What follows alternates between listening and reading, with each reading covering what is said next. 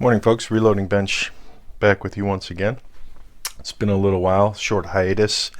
I'm actually waiting on parts to continue moving forward with the 416 Barrett, both on the lower and the upper trigger control group that just never seems to come back in order that I've had since early January, and kind of excuse after excuse every time I call for an update, so we'll just continue to ride that one out.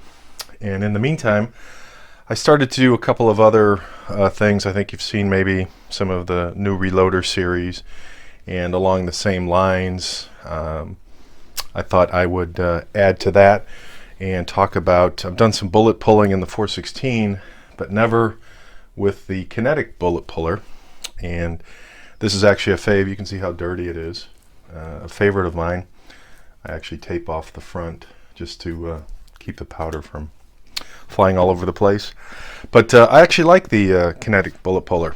So what I thought I would do is show you how I do that, and not that there's any great secret to slamming a hammer to pull a bullet, but what I do a little bit differently is over here. Years ago I picked this up.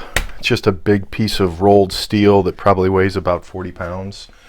Painted it with some truck bed stuff paint. I don't remember what it's called, but it's the black stuff with texture. And what I found is this works great. I actually cover it to not damage this as well as not damage this so much in terms of the face. But what I like about this is previously I would have to hit the concrete floor in the garage, and that's no big deal. But if you're doing a bunch, instead of squatting, hammering, standing up, squatting, hammering, standing up, a little easier just to tap that because it's an arm's reach away. So I thought I would show you how I store my collets inside the head, and show you what I would do for pulling a bullet. I've got some 223, and the reason I've got 223 on my mind is because I'm working through a bunch of brass prep there. So I thought a video to show each of the different collet sizes and how I put them to work. So depending on how I feel, normally just feed the bullet.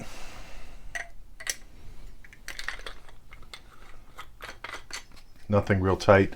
In fact, just loose enough that I would call this thumb tight as opposed to wrenching it tight. And a couple of hits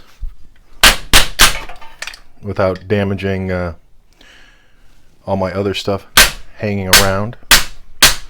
And you'll see that when you hit, this has a tendency to work itself loose. So let me pull this out of the way a little.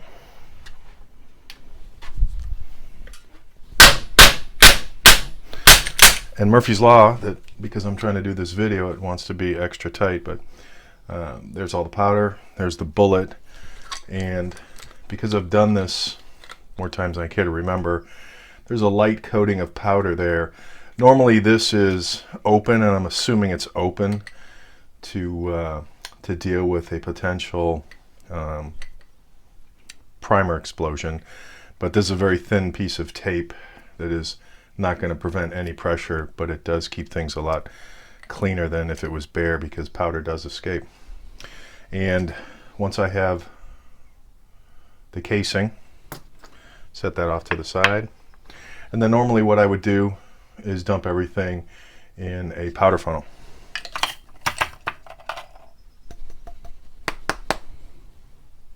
Make sure that that's empty so that I'm not mixing any powders.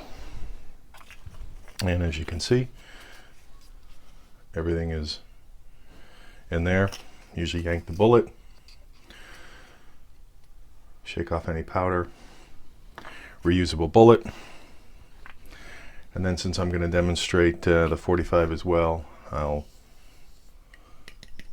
dump this back in the 223 casing. I usually do something like put the bullet in upside down just to give me a visual indicator that something's going on there. For the 45, same thing, pop it in the casing,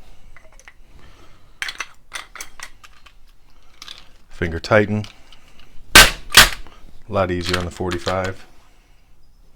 heavier bullet. I think this is 230 and that's a 55 grain. Same process.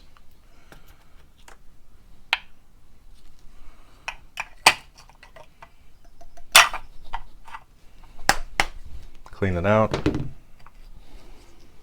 Bullet.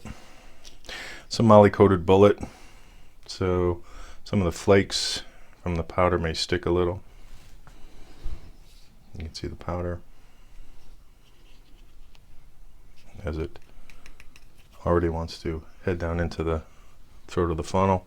Love this particular powder funnel just because it's very convenient for almost any round I load, so that I'm not going from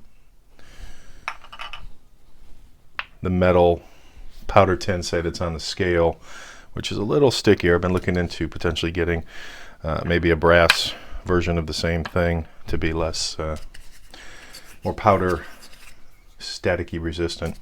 But this is great.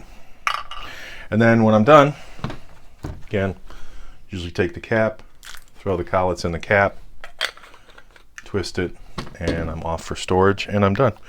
And it's very easy to reload those or get those back into functioning bullets, and I'm not going to go through that just because you've seen it all before. But that's it for now. Talk to you soon.